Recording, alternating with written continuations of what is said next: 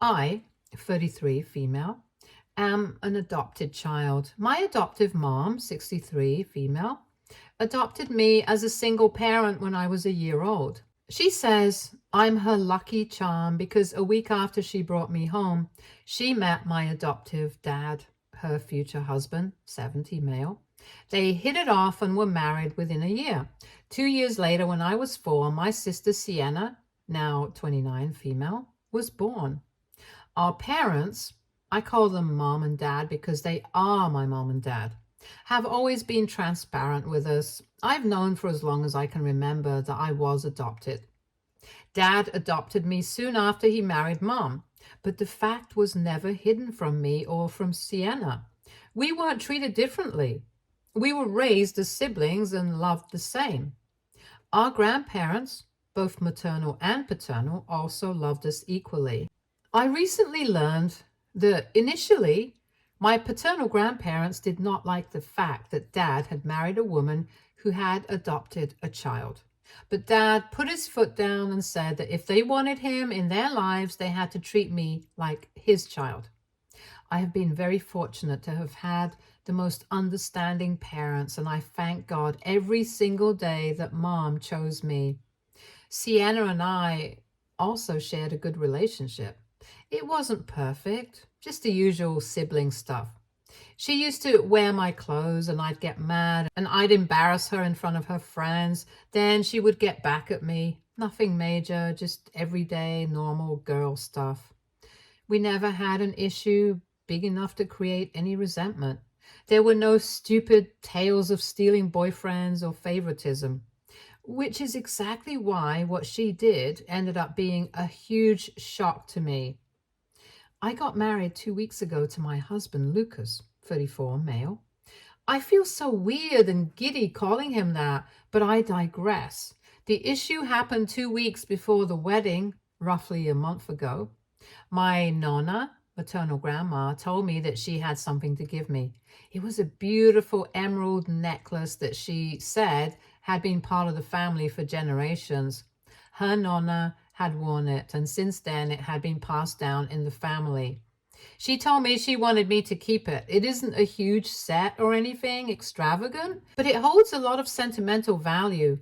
I was overjoyed at receiving it, and though Nonna said it might not go with my wedding dress, I told her that it would be my honor to wear it. Ever since we were young, Nonna used to tell both Sienna and me that she had something to give us when we were older and married. We would joke with her, asking whether we would still get this gift if we didn't get married. That used to rub her the wrong way, and Sienna and I loved getting a rise out of her. She would play along because she knew we were just being silly. She had told us when we were kids that the first girl in the family to get married would get the gift, and that it was very special. We had never known what it was, but we figured out it was some kind of heirloom. So when the time actually came and she handed over the necklace to me, I just felt so happy and overwhelmed. It was a very heartwarming moment for everyone, and my mom and dad were crying. Even Sienna had tears in her eyes, which I thought were happy tears, but I guess I was really wrong. I had no idea what was going on in her mind or that my parents knew she was hurt about all this. I learned after the wedding and after she had staged such a horrid prank on me that it ultimately kind of broke the family. She was my maid of honor, obviously. I do have a couple of close friends who were my bridesmaids, but I trusted Sienna with maid of honor duties. She has always been a responsible person, so I knew I could count on her. She's my sister, and she's also meticulous, so she was the obvious choice for this.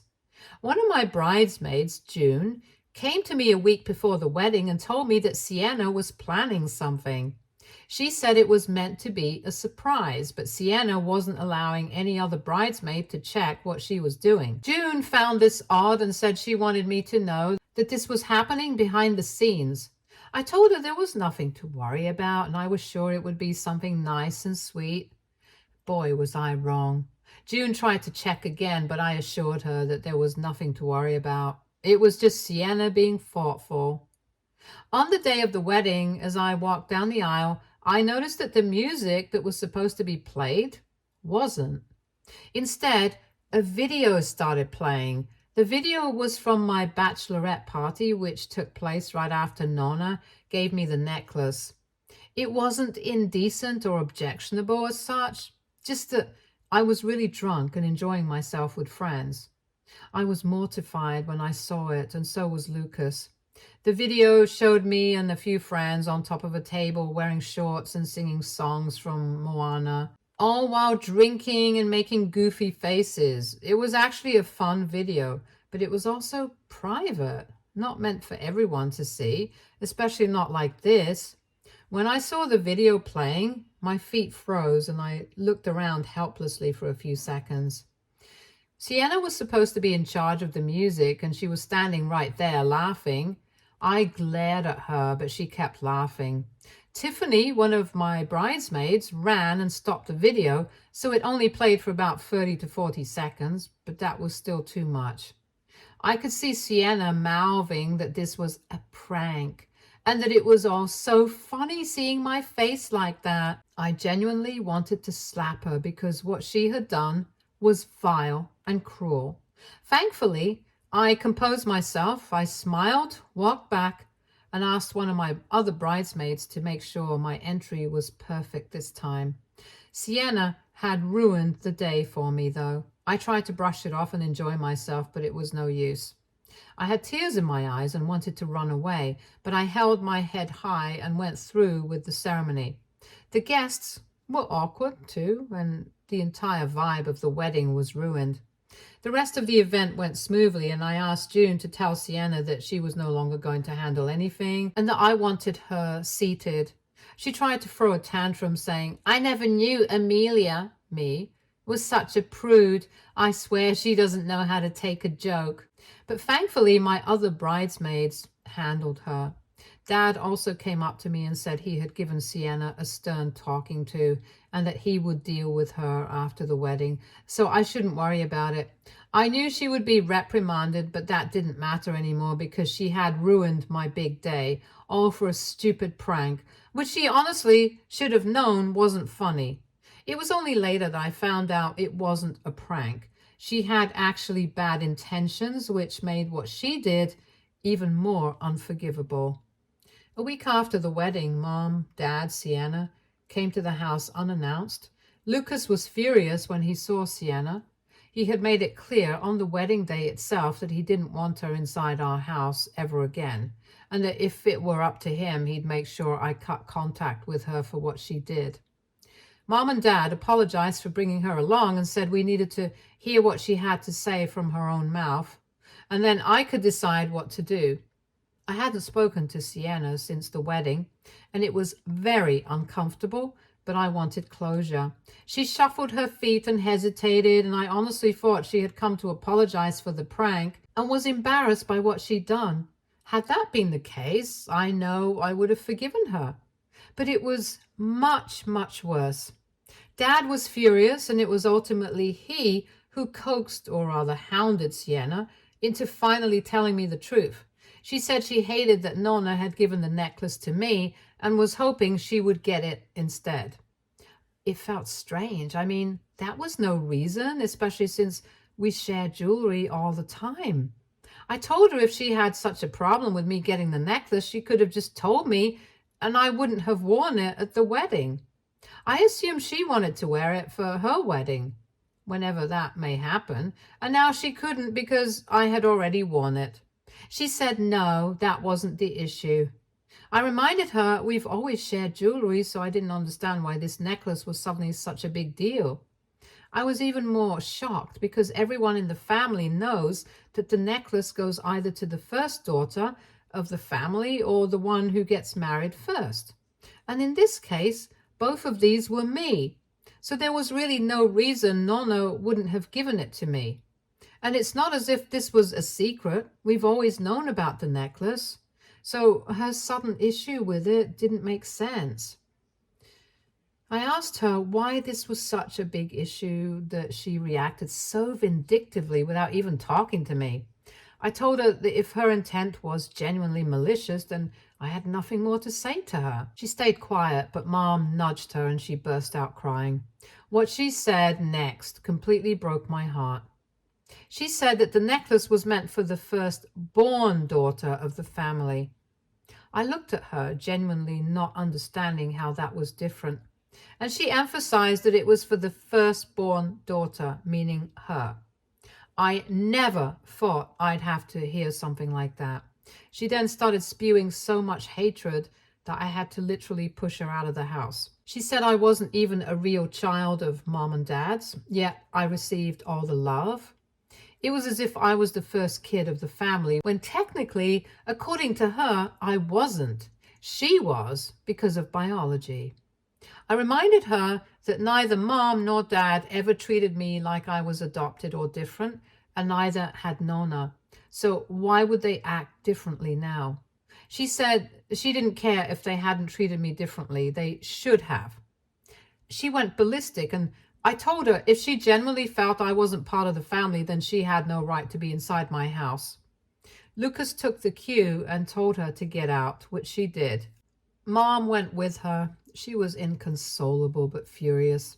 But Dad stayed for a few minutes. He hugged me, apologized for how things turned out, and assured me I would always be their daughter no matter what. He said he wanted me to hear this from Sienna's mouth because otherwise I wouldn't have believed them. He was right. I wouldn't have. I was crying by then, and he said he would call soon to check in. He left, and since then I felt numb. I can't believe my own sister, that's just how I think of her, would think this of me.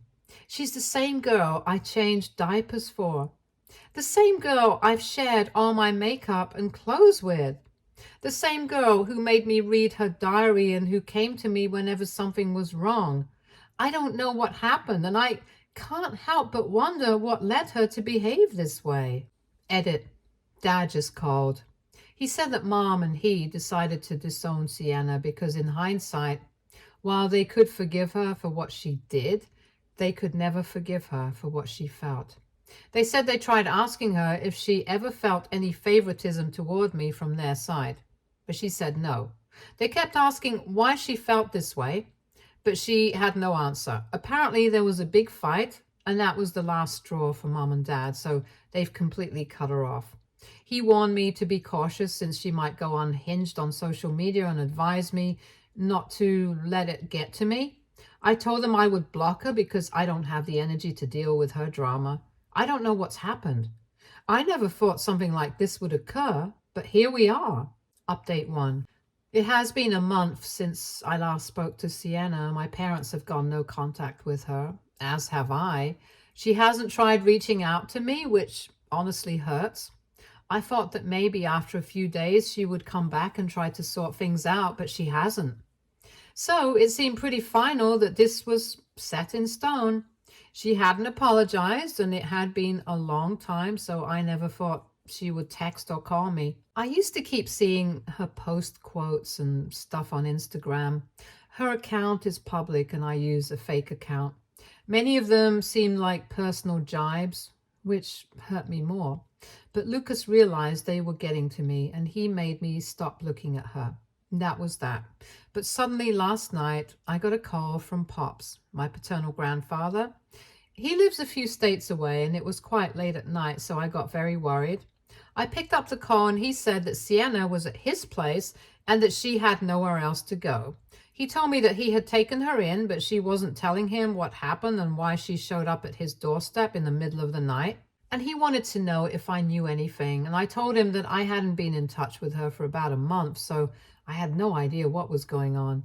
He said he would talk to her and get back to me, but he hasn't yet, so now I don't know what to do.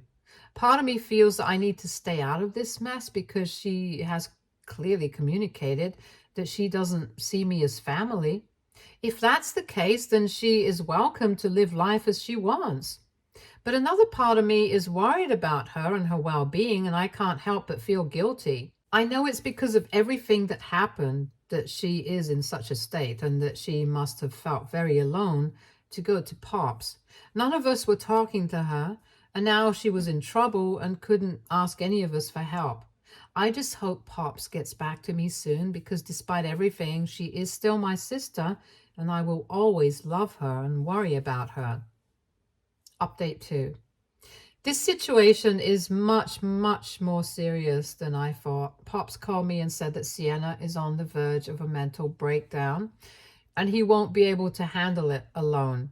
I asked him if she told him what was happening, and he said that she had, and that if she hadn't come to him for help, things would have been much, much worse. Apparently, Sienna has a long-term on and off boyfriend, Mason. She knew him in school and she had a huge crush on him. Initially, we encouraged her little crush because she was young and we thought it was harmless. But when she was 15, she and Mason got together. He was a nice kid at that point from what Mom and Dad told me, but soon he turned dark. And by dark, I genuinely mean scary and sinister. By the time he was 17, he was known as the bad boy of the town. He and Sienna were on and off by then, and no amount of counseling from either Mom and Dad or me could get her to leave him. He had regular run-ins with the cops. He was into alcohol and drugs and was overall the last guy you'd want your family to be around. We tried knocking some sense into Sienna, but to no avail. All of us had hoped that once she left for college, things would get better. That's why we were overjoyed when she went to college out of state. By that time, she had also broken up with Mason for good and was focusing on moving forward with her life. When she went to college, she started dating other guys, and I was relieved because I knew that her experience with Mason was enough to completely mess up her head. She met good guys in college, and all of us thought she had learned her lesson. Clearly, that was not the case. Right after she graduated, Mason got in touch with her again. She never told us this because she was afraid of how we would react. She admitted this to Pops. She said she didn't want us to think she was a dumb girl, and she didn't mind catching up with him after all these years.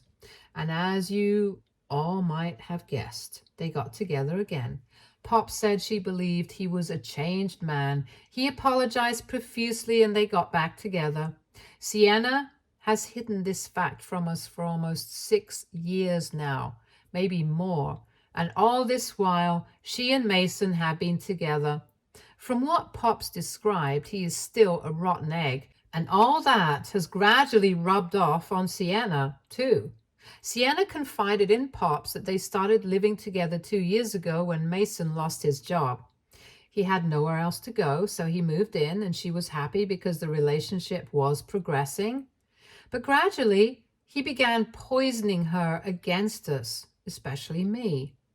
The thing is, Mason has always known that we don't like him, and he knows that I absolutely hate his guts. When I found out, when they were in school, that he was into drugs, I actually told Sienna that she needed to break up with him or I would take matters into my own hands. She obviously told him, and he has villainized me ever since. Anyway, according to Pops, it is Mason who has been influencing Sienna against us. According to Sienna, it started gradually. Initially, it was just a few offhand remarks about me being adopted, and when she tried to stop him, he would act all innocent. Then the comments got worse. They used to fight about it too, and he would deny saying all these things tooth and nail, somehow convincing Sienna that she was the one who thought these things and was finally feeling safe enough to express them. He literally programmed her through and through, and she started to believe him. The tipping point for her then came when Nona gave me the necklace.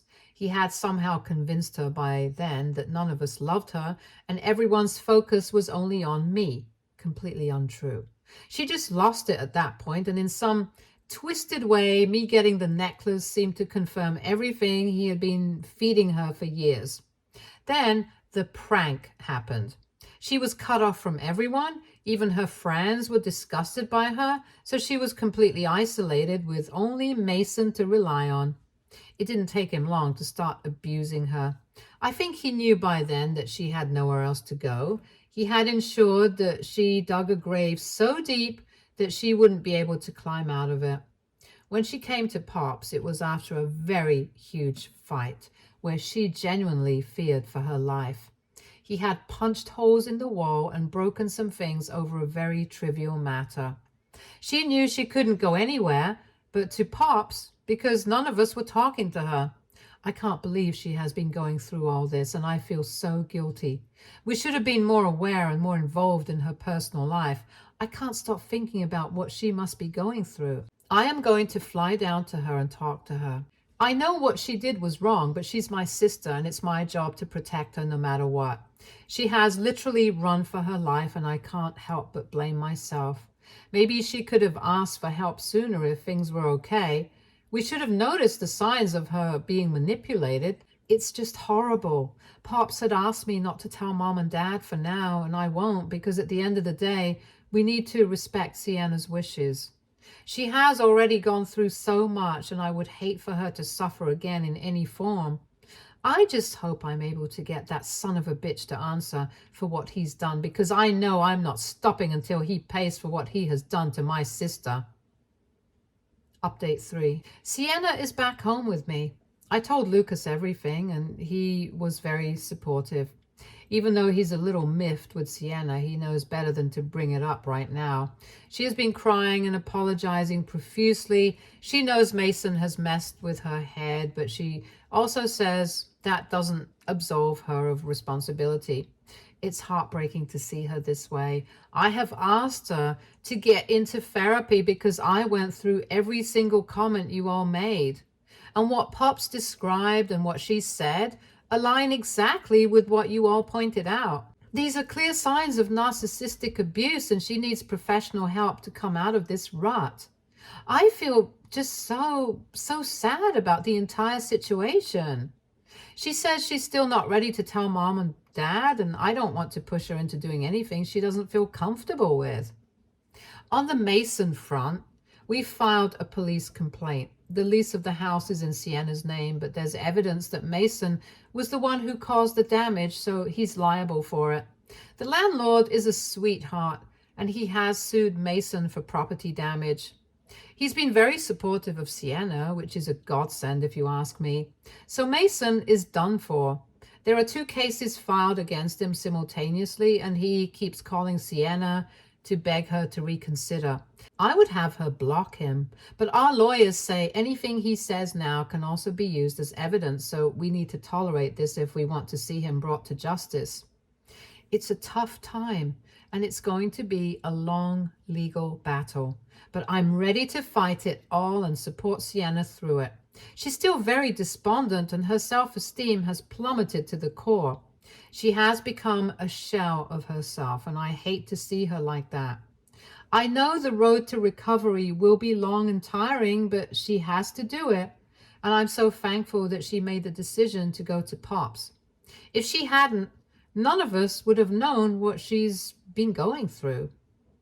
Ever since Mason re-entered her life, he has been trying to isolate her from everyone. She told me he would show jealous streaks and make a scene whenever she went out with friends, so gradually all of them stopped inviting her. Then he caused issues within the family, and all this while he contributed nothing, just sat on his fat and claimed he was looking for jobs. All the financial responsibility was on Sienna's ever since he was fired. I honestly believe he wasn't fired. He quit because he wanted to mooch off of her. I can't believe how foolish Sienna could have been, but I know this is not the time to say that. She is going through a lot already, and the last thing I want to do is make her feel worse about herself. I just hope this issue gets resolved as soon as possible and we're able to move forward as a family. Update 4. This is going to be my final update. Sienna is now in therapy. Her therapist nudged her to talk to Mom and Dad, so we did. It was a difficult conversation and they were heartbroken. I have never seen Dad more livid, and if we left it to him, he'd go and kill Mason with his bare hands. The case is still ongoing in court, but we have a very good chance of winning. The landlord has been brutal with Mason and has a shark for a lawyer, so it's going to be very difficult for Mason to wriggle his way out of this one. The damages amount to thousands and thousands of dollars, and his broke doesn't have a penny to his name. Sienna was able to get a restraining order against him. Not that it's going to stop him, but still. She seems better, but she's not completely fine and won't be for a long time. Things are moving forward, and hopefully they will get better sooner rather than later. Sienna has also finalized a small apartment for herself and will be coming out by the end of the month. She's still in the same city, so I'll make sure to keep catching up with her. The last few months have been crazy, and I just hope that now I am able to enjoy my married life. Stay tuned for more stories from our girl relationships.